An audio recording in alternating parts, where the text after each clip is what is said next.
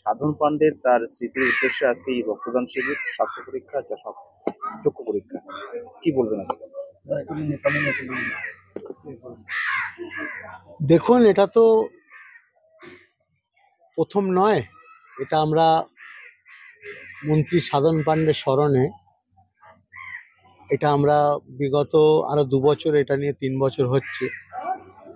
তো আমাদের একটা উদ্দেশ্য এই দরবার থেকে, যে পীর আছেন সুফি ফতে আলী ওয়াইসি রহমতুল্লাহ আলাইহ, ইনি ছিলেন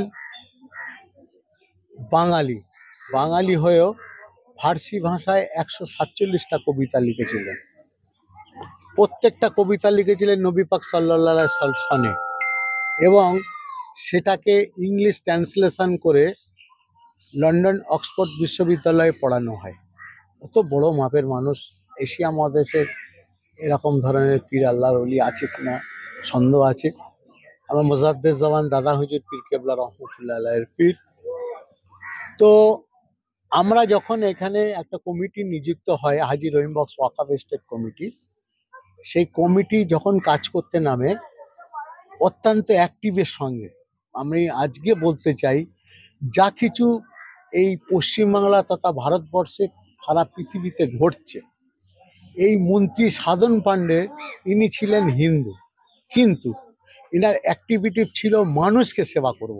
এই সব মানুষরাই পরে মহাপুরুষ হয়েছে। এই সব মানুষরা আমি মনে করি মহাপুরুষ কাদের বলে, এই মন্ত্রী সাধন পান্ডের মতো, যে একটা হিন্দু মন্ত্রী হয়ে সে মসজিদ মাজার শরীফ নামাজের একটা ব্যবস্থা করে গেছেন।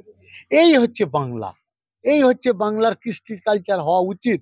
আমি মনে করি আজকে এই দরবার শরীফের পক্ষ থেকে কোনো কিছু মানুষের কাছে বার্তা না দিয়ে, যে আমরা মুসলিম, আমরা প্রোগ্রাম করতে এসেছি, আমাদের উল্টো দিকে যিনি আমাদের অ্যাক্টিভভাবে সহযোগিতা করেছেন মন্ত্রী সাধন পান্ডে, তিনি যে এই মসজিদ মাজার শরীফ, এই যে আমাদের মাজার সংলগ্ন নামাজের ব্যবস্থা করেছেন, এই মন্ত্রী সাধন পান্ডে যে যার শিক্ষায় শিক্ষিত হয়েছেন, সেরা আমাদের রাজ্যের মুখ্যমন্ত্রী মমতা ব্যানার্জি।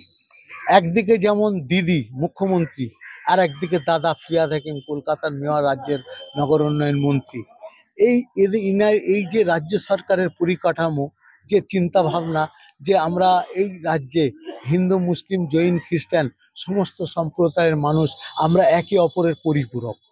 আমরা একজনের অসুবিধা হলে, কুতুবুদ্দিনের অসুবিধা হয়েছে, পাশের যে শঙ্কর আছে সেই শঙ্কর এসে আমার জন্য ঝাঁপা পাবে, আবার শঙ্করের যখন অসুবিধা হবে তখন কুতুবুদ্দিন ঝাঁপাবে। এই হচ্ছে বাংলা, এটাই হওয়া উচিত, এটাই কৃষ্টি কালচার। এই জিনিসটাই আজকে আমি পশ্চিমবাংলা কেন সারা ভারতবর্ষের মানুষের কাছে ছড়িয়ে দিতে চাই।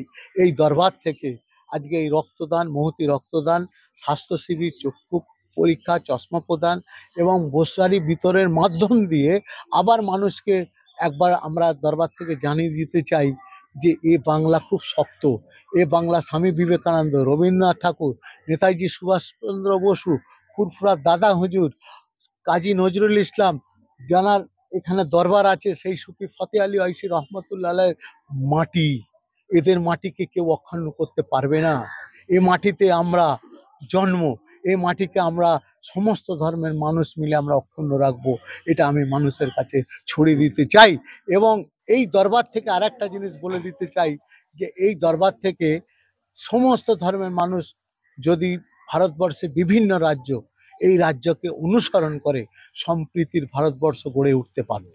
ঠিক আছে, থ্যাংক ইউ।